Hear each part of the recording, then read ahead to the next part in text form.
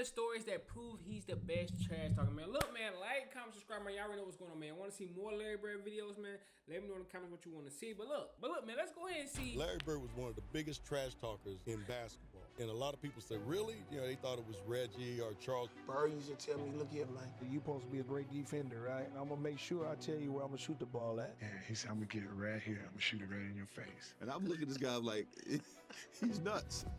He said, I'm going to get it right here. He said, look, man, you're supposed to be a great defender. Imagine.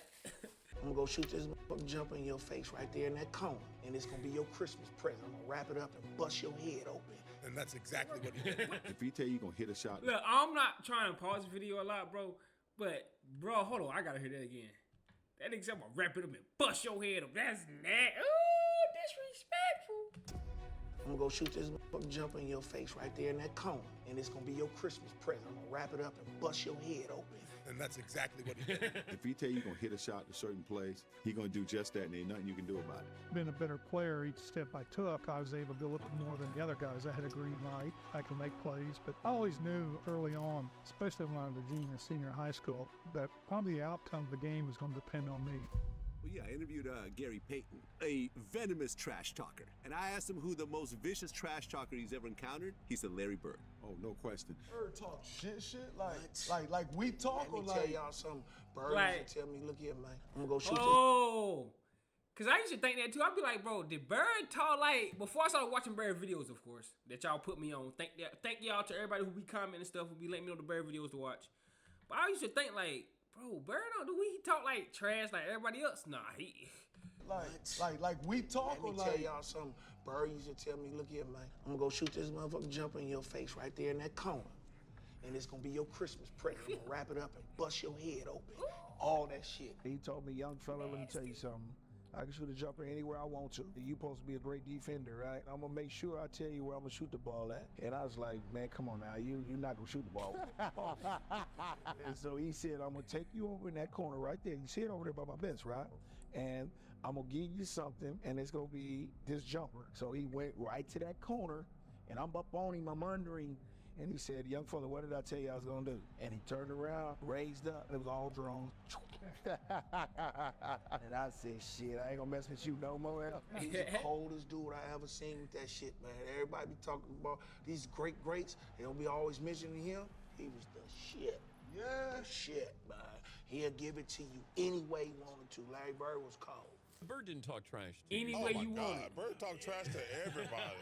I always tell the story about Larry Bird. I remember him, he was cursing under his breath. And I asked him, I said, Larry, what's going on with you? He says, you guys are being disrespectful to me.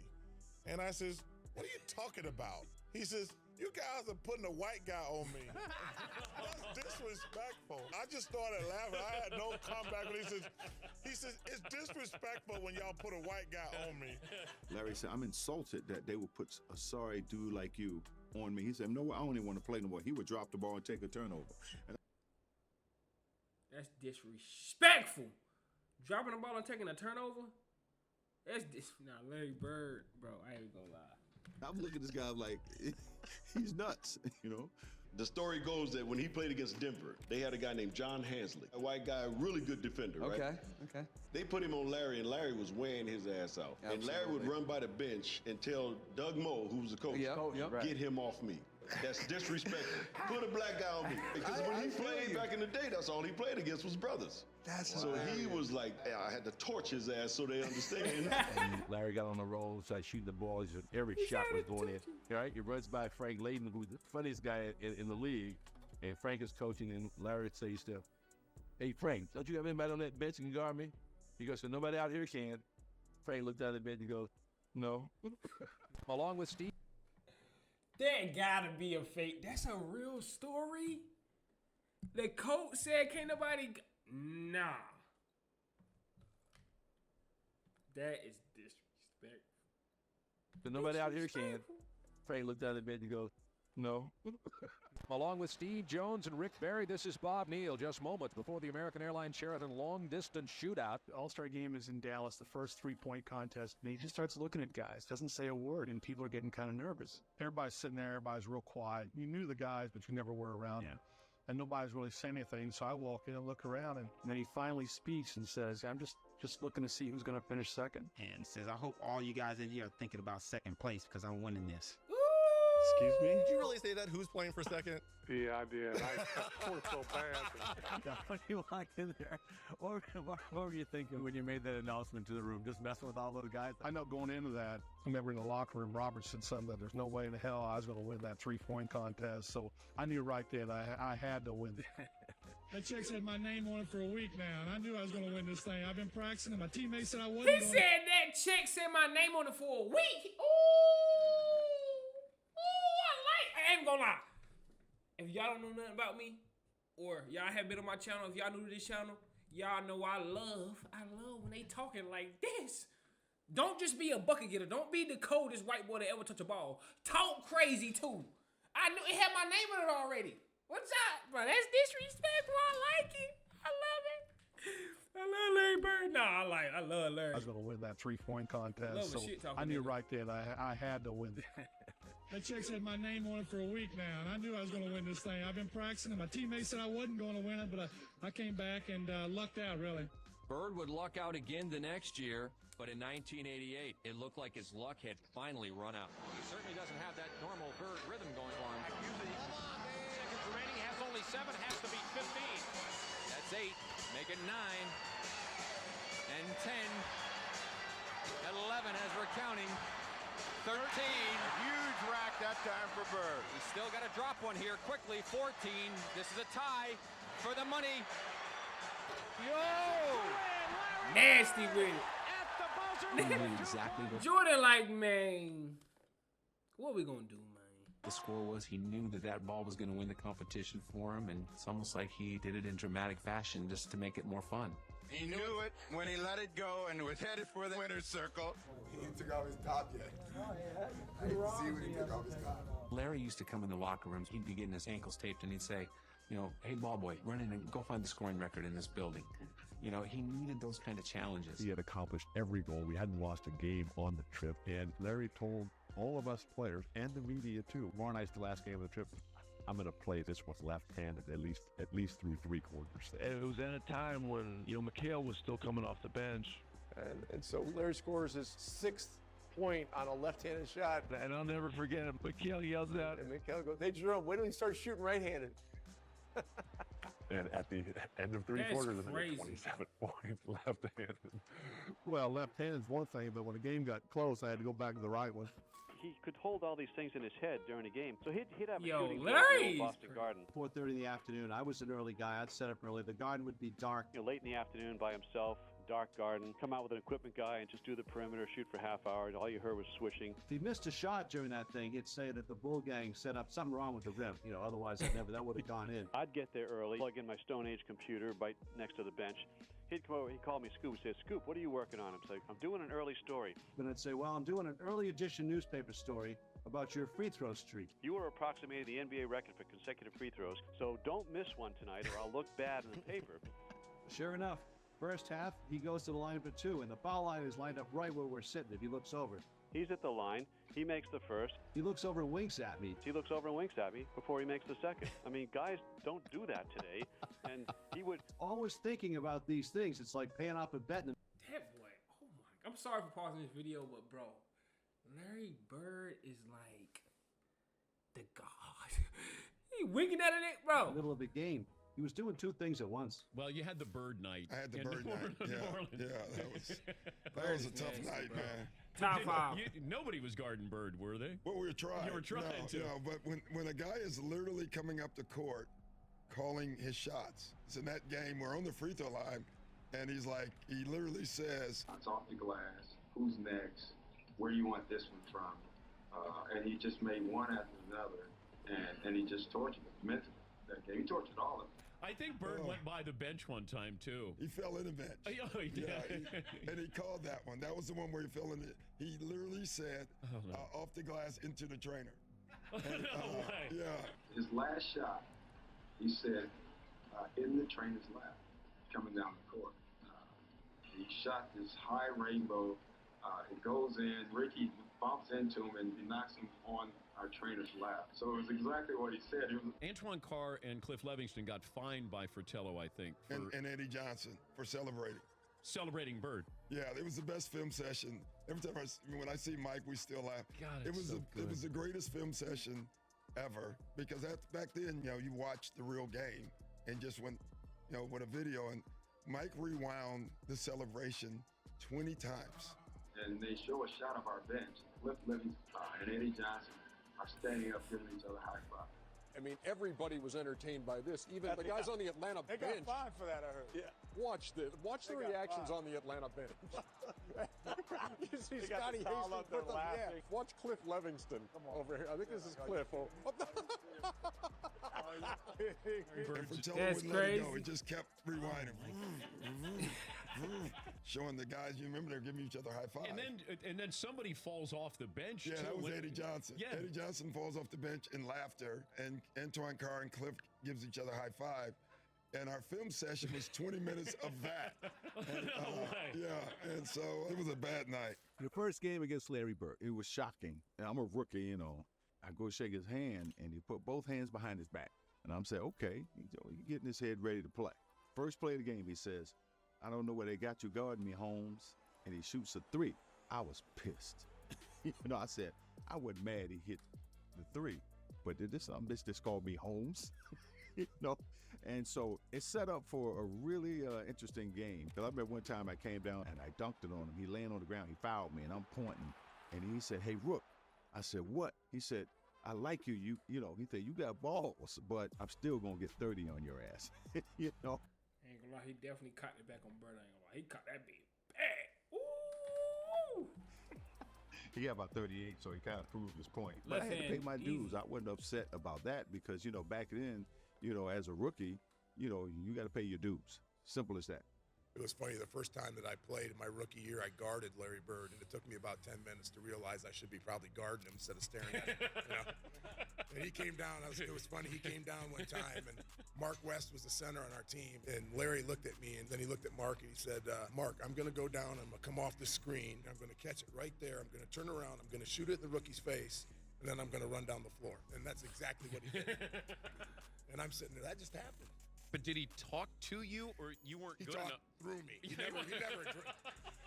never addressed me. I love that. Like I wasn't even there. And did Mark West going? Mark was like, all right, okay, yeah, all right. You probably will.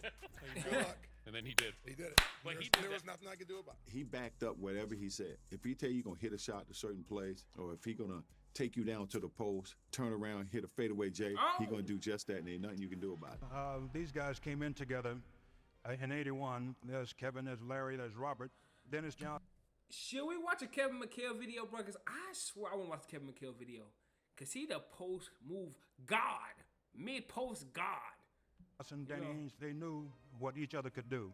And what I did was said, okay, let's see what's happening out there. And you'd see Larry shooting a three-pointer, and then I call a timeout, and they didn't count the three-pointer. Larry just hit what would have been the game-winning shot, but KC called timeout. It won't count. It does not count. Boston had called a timeout. Larry came back to the bench, and he was a little upset. So he's very upset with that, so I diagrammed the play. He says, heck with the play, Case. Hey, guys, when I come back after timeout, I'm going to go right to the same spot. I'm going to kick it in. Give me the ball and tell all the rest of the guys to get out of the way. I said, shut up, Larry. I'm the coach here. Okay. All right. Dennis, you take the ball out, give it to Kevin, then you throw it to Larry, and everybody get the hell out of the way. Listen to Larry. Celtics are down by 2 points. And listen to Larry. He's out by the 3-point. This is that 1 foot. And he's being guarded by. This that 1 foot fader 3. A guy named Johnny High. He goes down before the ball is thrown in, and he's standing right in front of the Phoenix bench, and he looks at all the guys on the bench and says, yeah, I'm just fixing to bust a 3 on you guys and just go home. I'm tired of this. And he says, watch my hand as I follow through. And, Johnny High sort of smiles and laughs about it. And I was supposed to cut off the high post and post up for a second and then go across and set a pick. Well, I came off the pick and I was wide open and I stood there waiting for the ball. I had a smaller guy to post up. You ain't touching that. And Larry just waved me out of the way saying, get out of here, get out of the way. And then he just turns around and shoots a perfect 3. As the ball's in the air, he kind of turns towards the Phoenix bench and yells, told you so. He stops running to the locker room. As he continues on to the dressing room. Now that's what you call arrogance. And from that time I learned to run Larry's play, not the coach's play. He wanted the light on him. He wanted the focus. and he wanted that ball. And if KC would ever call somebody else's play, Larry would just say, no. I'm shooting this ball, and he would. I get a charge when I tell someone on the opposing team that I'm going to hit the last second shot and then do it. That's what it's all about. Tie game, 13 seconds to play. Celtics basketball. During the timeout, I'm going through a play. And about that time, Larry steps in and says, Coach, why don't you just give me the ball and tell everybody to get out of the way? It's Larry. If he wants the ball, he wants the ball. After the timeout, we walked back on the court, and then Xavier was guarding him. So he tells Xavier, I'm getting the ball. I said, I know I'm going to be waiting. And he said, I'm going to get it right here. I'm going to shoot it right in your face. 5, and Bird has the basketball. Look out. Larry Bird, just phenomenal the way that... He came out when right about that exact spot and shot a shot right in my face. And, you know, he was like, I didn't mean to leave 2 seconds on the clock. I walked back to the sideline like, damn. Larry Bird was one of the biggest trash talkers in basketball. And a lot of people say, really? You know, they thought it was Reggie or Charles. Larry Bird talked more trash on the basketball court than anybody I've ever played against. So we playing him the last play. He says to James Worthy, he says, you guys don't have to worry about it. I'm going to go right over there at that corner. I'm going to catch it, I'm going to shoot it, and I'm going to tie the game or win the game, whatever the case may be. They take the ball out, and I think it was either Danny or DJ? the late, great DJ. Yeah. You DJ coming down, right, with the ball. Oh, great DJ, that's good. So pass it to Larry, he's in that corner. Now I got to go out and close Larry Bird out. So as I'm running out to Larry Bird, he's talking trash to me. I don't know why you running out here. Who says that in the middle of the game? He said, I'm gonna wait till you get 1 step away from me and I'm gonna shoot it right in your face. So I got 1 step away. He shoots it all net. 3-pointer, good. Take the ball out, man crow right to the corner, caught the shot, shot a 3, game over. It's like, are you effing kidding me? And he turned to me and said, you did all that running for nothing. And he was saying in such a calm way that you didn't think it was trash talking. You did all It's that trash talking. You're not going to tell me you're going to go over there and shoot the ball in my face. That's trash talking. But he would tell you before the play even started. He'd tell you where he's going. He'd tell you when he catches it, there's nothing you can do about it. And it was great trash talking because it wasn't vulgar. I mean, he wasn't pounding his chest. You can just be standing next to him. You know, I would jump out and try to block a shot on rotation, and he'd say, Scott. You jump high, but you don't jump that high. You can't get this. Scott, you're a little too late. Scott, you're not getting that. Why you even jumping? Why you running out of it? You not getting that, buddy. But it was all game. He'd say something like, don't do that. Yeah, don't do that. Yeah, I mean, he talked the whole game, and it was, you know, after the game and after years of thinking about it, you're like, man, that dude, why he's one of the greatest players ever played. He was ridiculous. He came out here. Our sportscaster played the Superman theme when he was talking about him that night after the game because he did everything, points, rebounds, assists, just steals, you name it. Larry has such a great mind for the game. I had a lot of respect for him as a competitor. That competitive nature, the work ethic, because I asked a lot of questions. You know, playing with Byron Scott, I asked him a lot of questions. Eddie Jones, Magic, James Worthy, Kurt Rambis, all the Laker greats, I would always sit down and just ask them questions. What actually happened there? What did you feel there? Why? You know, Bird tough to defend. Why? Because he looks slow as shit to me. So it's like, I'm missing something. So like, tell me what I'm missing. You know what I mean? You know, like I was saying, growing up in Boston, people used to always talk about that he can't jump, he can't do this, he can't do that. And, you know, a lot of my friends was like that, you know. So, I got to the league. I called all my friends back up. I said, you know, all that trash that you were talking, you need to squash all that. This man is great. Whatever you were saying for a man who can't jump, he's demolished. Hold on. They saying Larry Bird can't jump. I just seen 2 reverse dunks. Now I'm starting to think, was he playing with us? Because what the This man is great. Whatever you were saying for a man who can't jump, he's demolishing everybody. He's doing it on everybody. He's doing it on the best defensive players in the league. Yeah. I never forget driving, and I'm listening to a game. It's New Mexico State playing Indiana State. I don't really care about the game, but New Mexico State is right up the streets from El Paso, and I went to UTEP, and we're big rivalries. So I'm hoping that Indiana State will beat New Mexico State. And I'm listening to the radio, and I have no clue of the players on either team. All of a sudden, this name keeps coming. Bird. He goes to the right. Bird. He goes to the right. Bird. I said, God damn, who is Bird? Hold on, I gotta hear that again. He makes the strike. I gotta hear that again. I said, God damn, Bird. He goes to the right, Bird. He makes the strike, Bird. I said, God damn, who is Bird? Bird. You know, here's Bird. And Bird this, and Bird, oh, did you see the pass that Bird made? I can't see it, but I'm just trying to imagine it. When the time I got to the end, I said, damn, that brother can play. When I got the newspaper the next morning and saw Larry's picture, I said, damn. Yeah. Nah, that's a good story. That's probably one of my favorite stories. I ain't gonna lie. That's probably one of my favorite stories, bro. What? Watch him from a radio and be like, damn, that boy. Then look at newspaper like, white chocolate. Larry, it wasn't you know, be honest with you. The young lady that said you were her favorite player, mine too. I love you too, Magic, but not as much as I like Bird. Always